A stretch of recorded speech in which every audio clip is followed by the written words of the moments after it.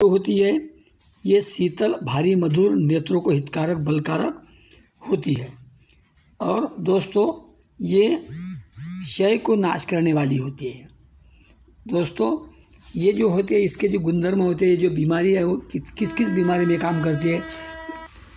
इसका जो सत है अर्थात रब्बे जूस जिसे कहा जाता है, इसका सत्व जो निकलता है वो मीठा होता है और मुलेठी की अपेक्षा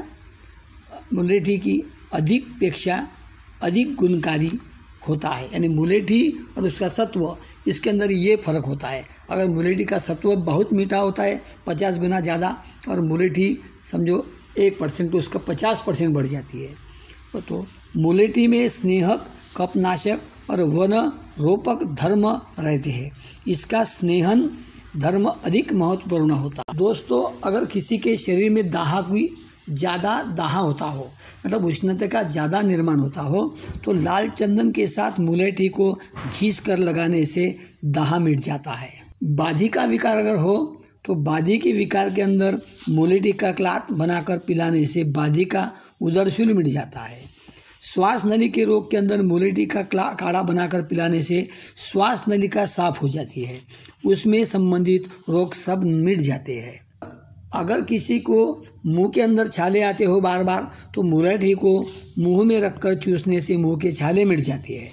आँखों की लाली मुलेठी के पानी में पीसकर उसमें रुई डालकर भिगोकर आँखों पर बांधने से लाली मिट जाती है।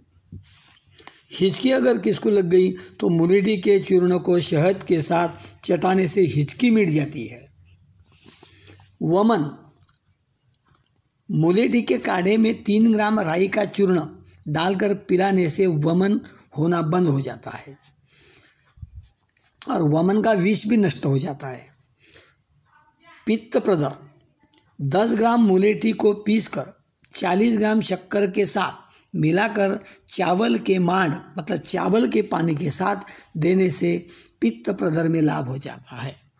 देखो दोस्तों, उदर क्षय मतलब पेट के अंदर की टीबी जिसे कहा जाता है, मुलेठी और गंगनेर की छाल का काढ़ा करके उसमें पीपल और वंशलोचन चूर्ण डालकर देने से उदर क्षय के अंदर लाभ होता है।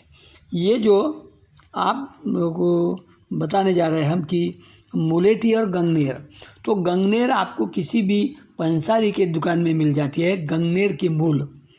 तो देखो दोस्तों, अपस्मार, उसी तरह से अपस्मार मतलब जिसे मिर्गी कहा जाता है, तो मिर्गी के अंदर ये बहुत काराबीन है।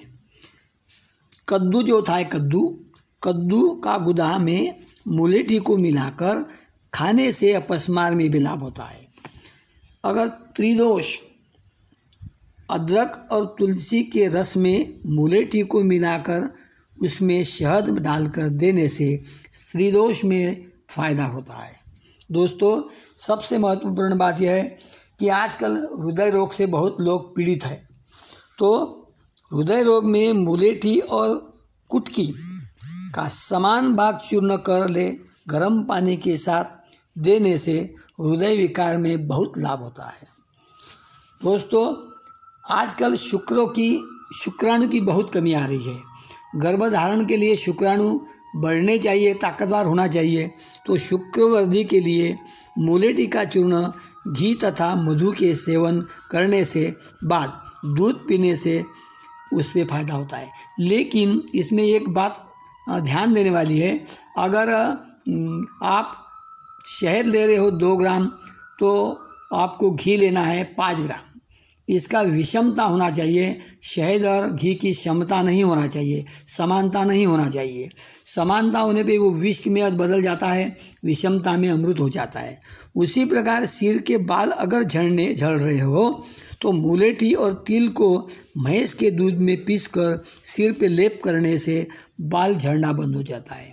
दोस्तों ये जो जानकारी है ये हमें हमारे गुरुजी जो थे डॉक्टर पूनमचंद जी राठी, उनके द्वारा बड़ा हमें नॉलेज हुआ है, तो उनके द्वारा ये हमको प्राप्त हुआ संदेश हम आप तक पहुंचाना चाहते हैं।